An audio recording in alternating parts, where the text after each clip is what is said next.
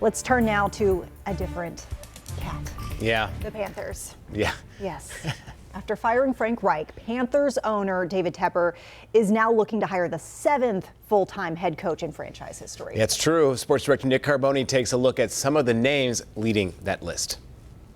You know, quite frankly, if I had my druthers, I'd like to have a coach here for 20 years or 30 years, if I can do that. Okay, how about 3 years? That would be a good starting point. Who is the next Panthers coach going to be? A lot of lists out there. This isn't the only one.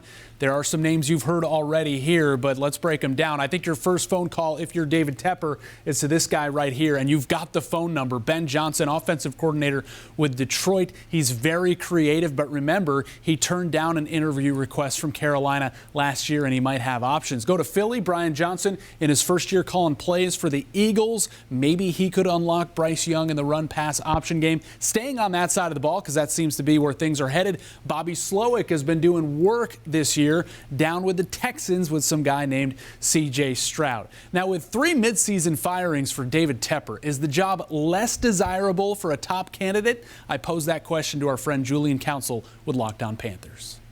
We'll see. Hopefully they can find somebody, but I don't think the top candidates will be looking at Carolina. Now, they could, because Bryce Young is still young. I'm sure there's people out there who still like Bryce and think that they can turn him into a franchise quarterback here in Carolina. But I would think that the top job available likely would be the Chargers.